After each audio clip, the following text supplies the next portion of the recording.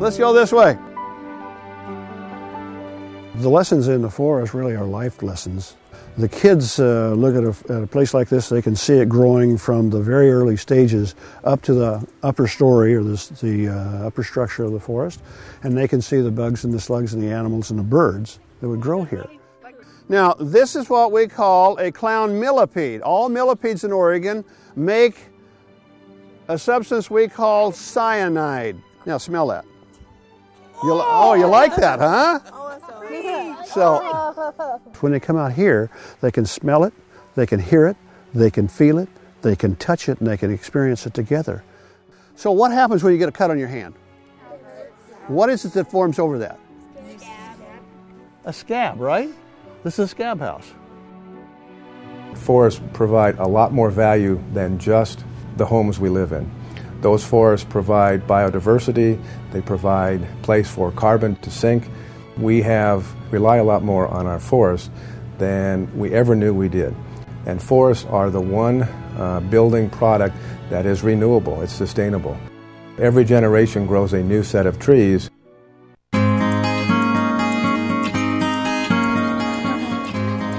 hear something. I do too. One of the surprising things is how poorly connected kids are to forests.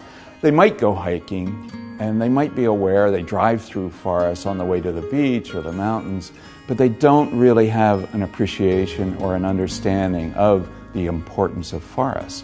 And so we are focusing on education and outreach, particularly to school groups. Oh, Jeffrey, that is wonderful. Can you make that tree stand up? With forestry being so important to our state, why would you not teach about the biggest plant that we have? We do know from research that experiential learning lasts a lot longer than non-interactive learning. It engages people in a deeper understanding, and what they learn lasts a lot longer. This is incredible for them to have so much fun while they're definitely learning at the same time. I like the combination of Magnus for the outdoor piece and this for all the other parts that you can't do on site. We're basically trying to get people hooked on forests and get them excited about being supportive of the conservation and sustainable management of the world's forests. If children understand how much we rely on the forests for our lifestyle, then I think that they will, later when they become the decision makers, will also protect and conserve the forests for all of us. What's this right here? The World Forestry Center is a unique resource. We're grappling with the principal issues of the 21st century. How do we keep forests as forests? That's relevant right here in the Portland metropolitan area. It's relevant in the state and the region as well. Forestry is truly a global sector today. I mean, the issues that we face here in the Pacific Northwest are not all that different from the issues facing the rest of the world. So there's a wonderful opportunity for us to exchange best practices and to learn from one another. And that's really what the World Forest Institute Fellowship Program is all about. We bring fellows here from around the world for between 6 to 12 months. They're looking at what we're doing here in the Pacific Northwest, and they're teaching us about how they're dealing with issues back home as well. And that exchange of information and that international culture exchange is really important because no one country, no one entity can do it alone. We have to have that dialogue, and that's what the Institute program allows. The World Forestry Center's mission of education and sustainability fall right in line with our corporate mission of sustainability, and education is the way for our young people to learn about forests and make intelligent decisions for our future.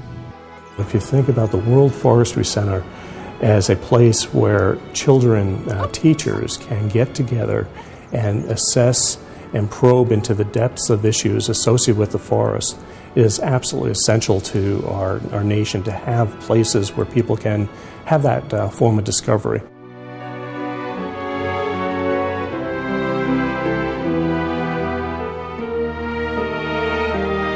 Humans in general have abused the forest for years and years and years, and now we have an understanding that without the forest we don't have life.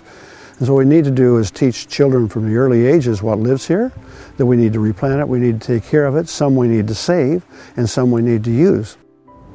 Trees are more than just beautiful. They're part of our health, they're part of our life, and we can live together with all of them and make our community a better place.